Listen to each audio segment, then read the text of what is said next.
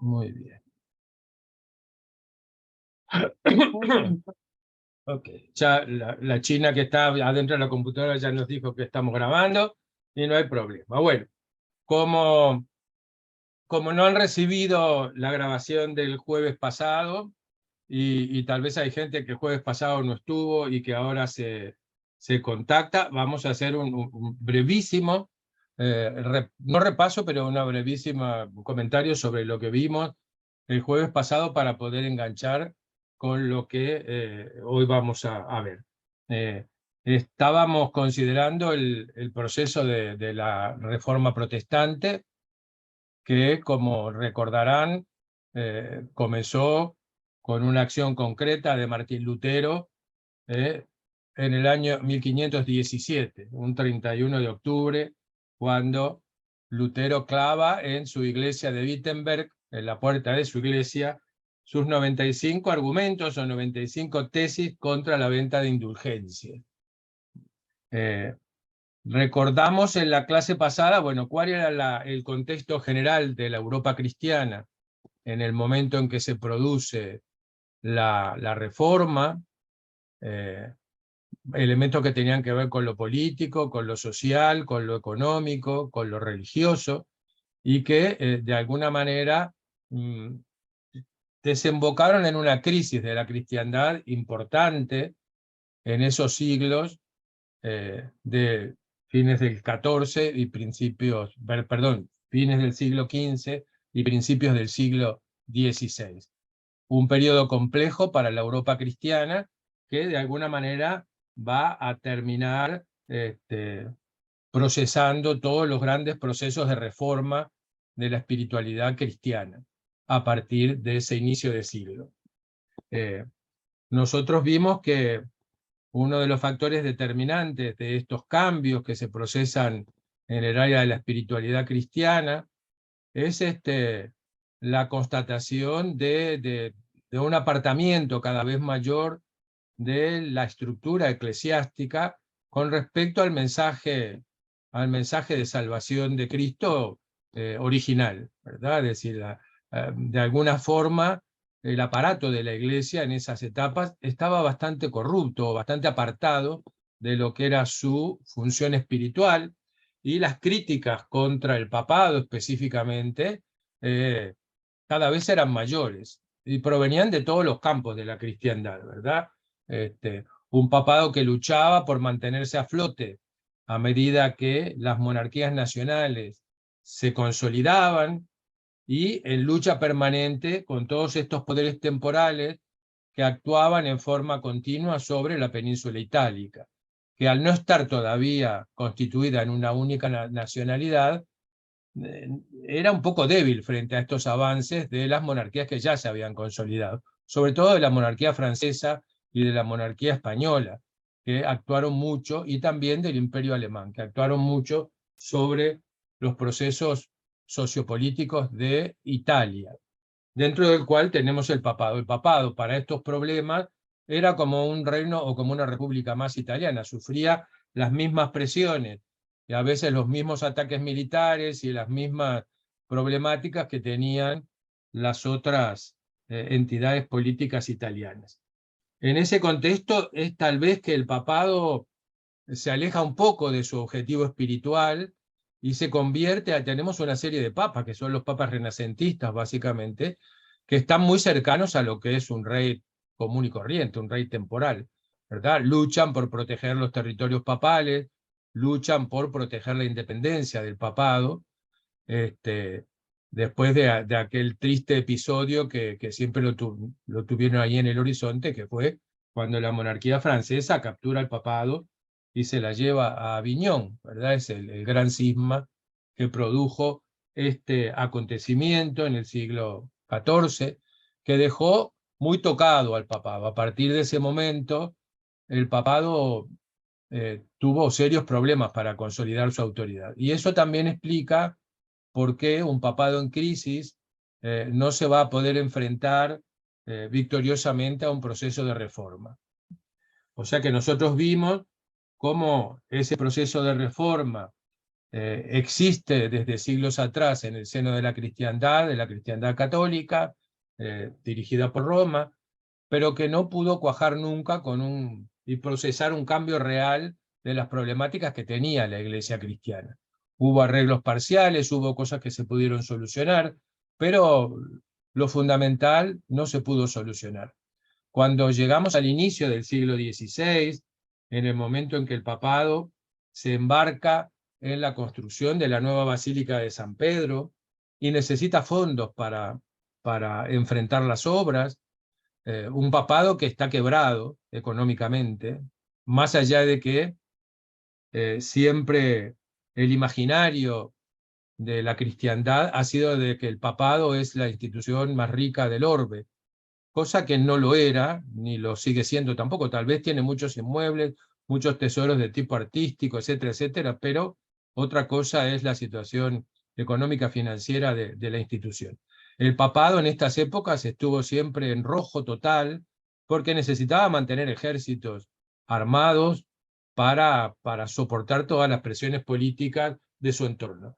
Y por lo tanto, cuando el papado quiso construir San Pedro, se encontró con que no tenía nada. Y por lo tanto, al Papa de turno se le ocurrió una mala idea, una muy mala idea, que fue vender la salvación, ¿verdad? En cuotas, como vendemos la aspiradora o cualquier otra cosa. Ese tema esas indulgencias que eran el perdón de días en el purgatorio, ¿verdad? Para que el alma que estaba retenida ahí en esa estación intermedia entre la perdición y la salvación, que implicaba años, siglos de estar allí esperando a purgar los pecados para entrar a la vida eterna. Bueno, con esas indulgencias se podían borrar esos días del purgatorio y el alma directamente ir a la salvación. Bueno, eso fue tremendo, pero bueno, el papado lo instrumentó en 1507 para los fondos de Andrés, también se ganaban ¿sí? indulgencias en oraciones. Eso No sé. hasta hace Sí, poco. obvio, pero acá estamos de la que se pagaba, la de chaca chaca, la de trincaja. Las otras seguían funcionando, pero la oración no tenía un certificado, ¿verdad?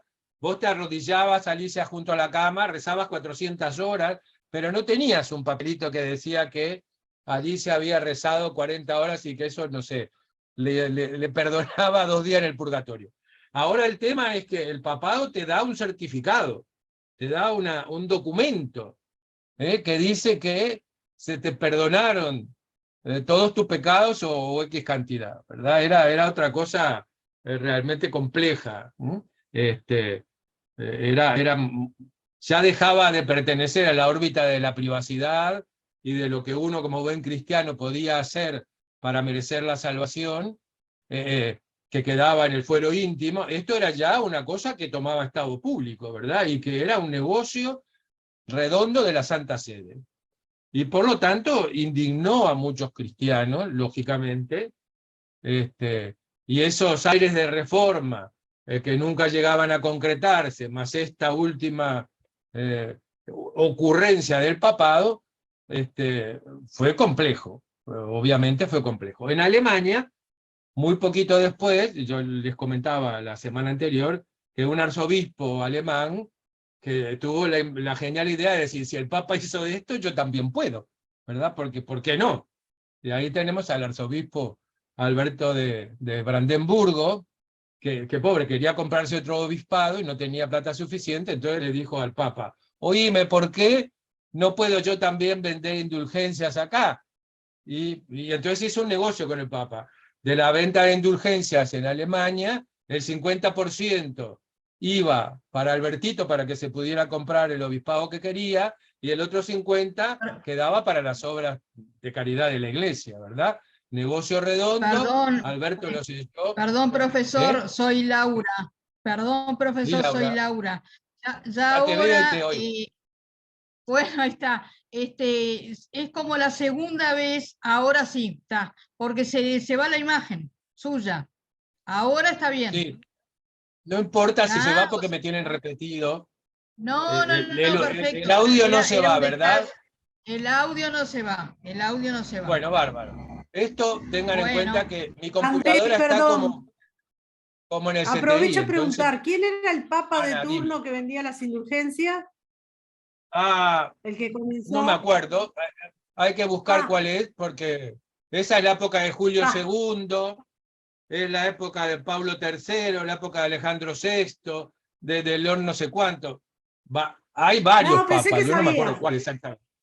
Porque alguna vez lo supe, pero la neurona se me cayó, digo. No importa cuál. Fue el Gracias. papá. Bueno, curiosamente, digo, por ejemplo, mi computadora en este momento me dice que están todos silenciados. Sin embargo, ustedes pueden hablar y acá me mantengo yo como silenciados todos. Bueno, no importa. Lo esencial es que me oigan. Si en algún momento no me oyen, sí, entonces avísenme. Significa que mi computadora todavía no está bien del todo. Va a haber que ver cómo se hace. Bueno, vuelvo al tema. El sonido no es muy bueno.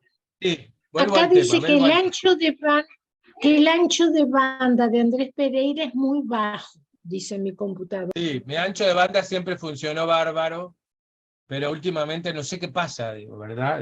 Los temas de la computación, los duendes de la computación son complejos. Bueno, ok, dejemos esos temas, porque si no me sacan de la línea de pensamiento y tengo que retomar.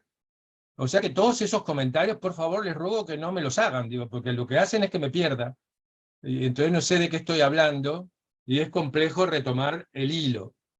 Entonces, bueno, creo que estaba hablando de Alberto Brandenburgo, que se le ocurrió hacer esa misma historia y empezar a vender indulgencias, y por lo tanto allí algunos eclesiásticos alemanes se pusieron de punta con el tema este. Entre ellos, y encabezando ese movimiento, estaba Martín Lutero. Martín Lutero hacía unos 10 años que se había ordenado sacerdote, y estaba en la sede de Wittenberg.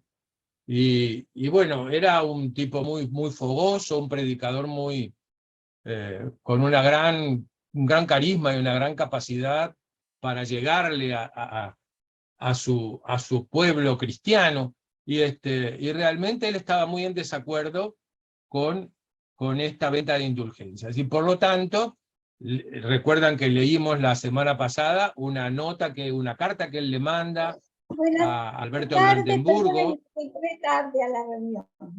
Nair, ok, cuando llegan tarde, por favor, no pidan perdón.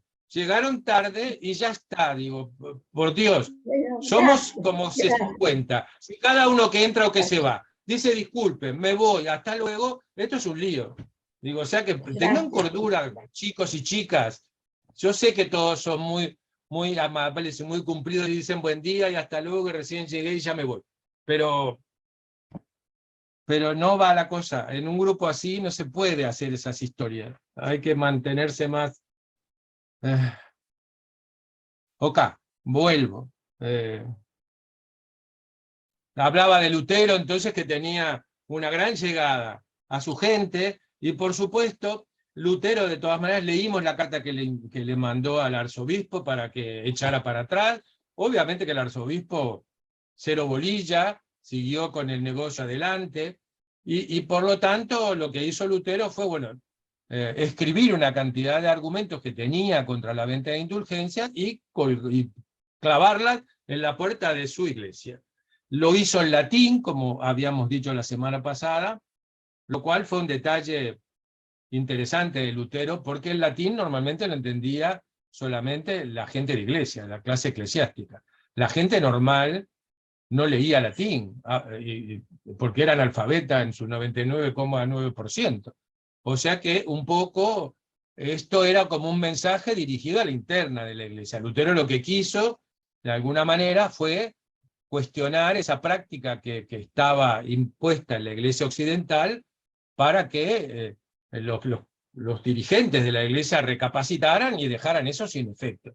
Pero aquí que rápidamente las tesis fueron traducidas al alemán y fueron, bueno, como reguero de pólvora, se expandieron por todo el tema. Y mucha gente se encolumnó detrás de Lutero, porque aparte ese encolumnamiento detrás de Lutero y de esta protesta iba dirigida contra la jerarquía eclesiástica, pero también contra la jerarquía imperial, que era el brazo secular de la Iglesia, ¿verdad? Entonces, en este caso, nosotros vimos que la reforma protestante, el tema que tenía básicamente era que la reforma le permitió a los príncipes y a las entidades políticas alemanas desembarazarse del poder papal y desembarazarse de alguna manera también, o por lo menos restringir seriamente la posibilidad del emperador alemán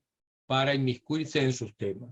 O sea que por eso la reforma fue sostenida fundamentalmente por los príncipes alemanes, cuando las cosas se pusieron mal y de las palabras pasaron a las armas, cuando el papado no pudo eliminar el mensaje reformista, cuando Lutero fue condenado en 1521 por el emperador, por ser hereje, obviamente, obvio que no lo quemaron porque fue protegido por uno de los príncipes electores alemanes, y a partir de ahí, cuando las palabras ya no alcanzaron, se pasaron a las armas, y este tema abre casi un siglo en Europa de guerras religiosas que fueron tremendas, porque costaron decenas de miles de muertos en todos los países, fueron particularmente importantes en Inglaterra, cuando después de la reforma anglicana, nosotros tenemos que cuando muere Enrique VIII lo sigue su hija mayor, María, que es católica,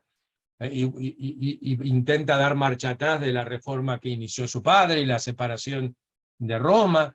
Después, cuando muere María, la sucede la otra hija de Enrique VIII, que es Isabel I, que vuelve al sistema protestante. Bueno, esto crea una serie de problemas y de revueltas y de persecuciones de anglicanos contra católicos, católicos contra anglicanos, que tuvo muchos episodios y costó muchos muertos.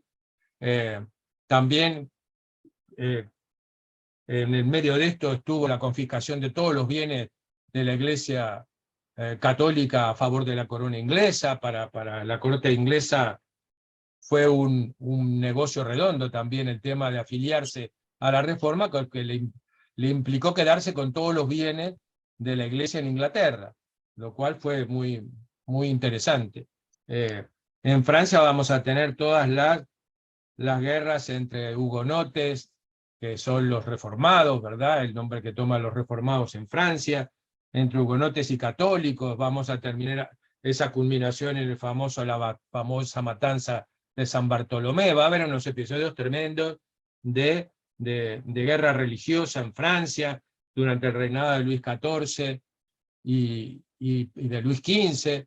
O sea que va a ser complejo todo este tema, y así sucesivamente. En España también va a haber problemas. La Inquisición va a ser utilizada para luchar contra la reforma en forma contundente a partir del reposicionamiento de la Iglesia Católica frente a los procesos reformistas. O sea que nos van a dar unos 100 años, 100 y pico de años, muy sangrientos el tema de la reforma y de la posterior contrarreforma. O sea que bueno, eso más o menos es el contexto que estuvimos viendo. Vimos cuáles fueran los principales elementos de tipo dogmático que la reforma puso en juego.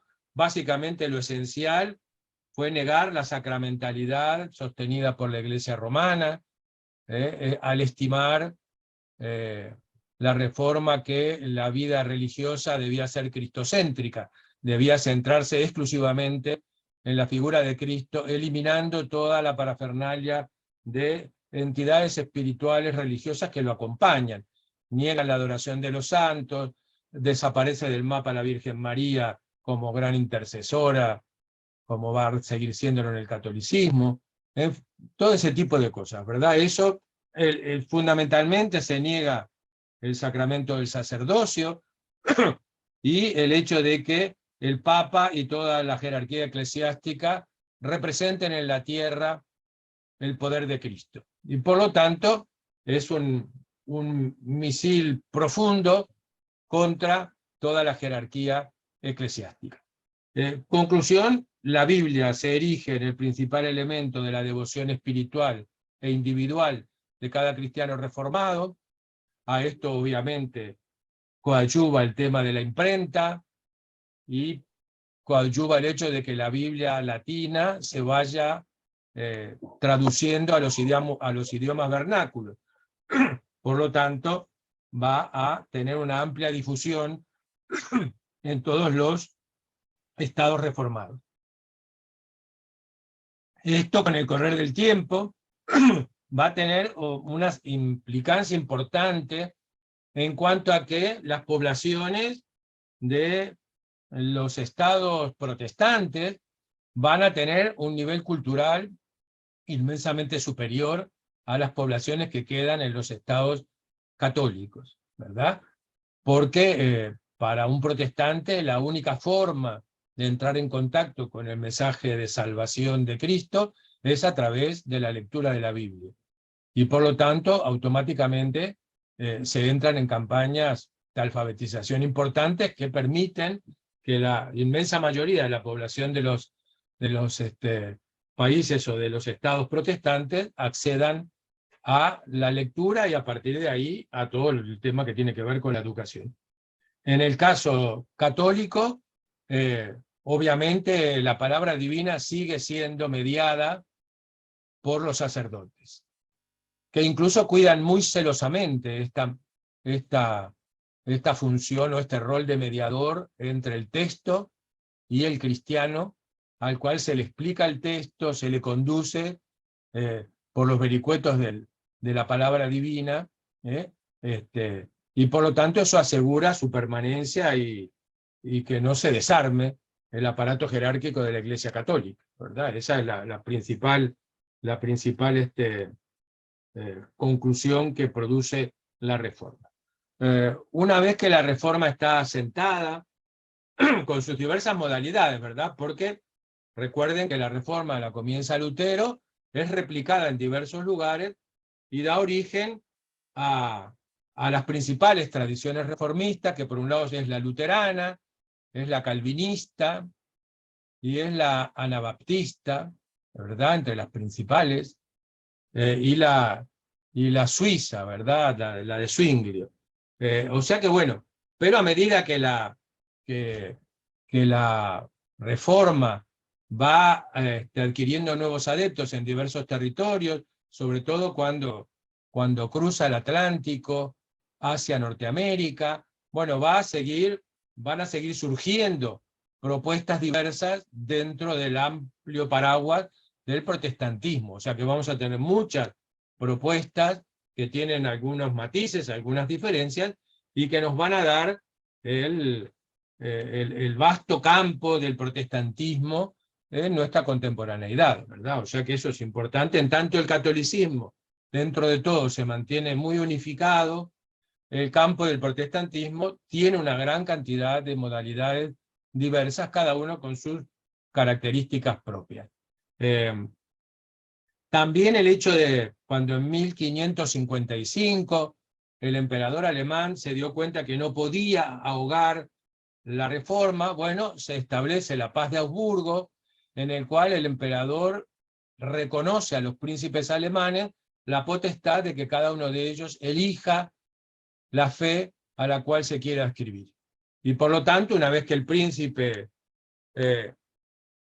decide seguir la Iglesia reformada o mantenerse fiel a la Iglesia católica, bueno, todos los súbditos de ese principado deben seguir la fe del príncipe, como uno de los criterios que ya desde la Edad Media se venían manejando en cuanto a que es la cabeza de la entidad política la que determina la vida completa de sus habitantes. Obviamente estamos muy lejos de los principios de la democracia y de los principios de la libertad, entre los cuales la libertad de culto, ¿verdad? Acá es la cabeza política del principado o de la circunscripción política la que determina la fe de todos los habitantes. Esto produjo muchos problemas, obviamente, pero el mundo se organizó de esta forma, más o menos, de la cristiandad anterior a la Reforma, un tercio de ella aproximadamente va a adscribirse a la Iglesia reformada, y otros 2 tercios más o menos van a quedar dentro del rito ortodoxo romano. Muy bien. La Iglesia romana, la Iglesia católica, una vez que en la mitad del siglo XVI quedó firme la Reforma protestante, procesa rápidamente esa reforma que había estado intentando hacer durante mucho tiempo, ¿verdad? La va a procesar ahora a través de la labor del Concilio de Trento, ¿verdad? El Concilio de Trento se va a reunir para tratar la respuesta de la Iglesia Católica frente a la Reforma. Y el Concilio de Trento va a funcionar desde 1545 a 1563. Durante este lapso, periodo de tiempo, se suceden diversas reuniones del concilio que van poniendo en funcionamiento las diversas herramientas que va a utilizar la Iglesia Católica Romana para reformar una cantidad de elementos que era necesario reformar, y de alguna forma, digamos que volver a enamorar al cristiano creyente para que se mantuviese dentro del regazo de la Iglesia Católica. Ahora les voy a compartir un videíto de contrarreforma para que tengamos idea de cuál fue la obra que realizó la contrarreforma, ¿ok? Voy a dejar de grabar para no tener problema con los derechos de autor,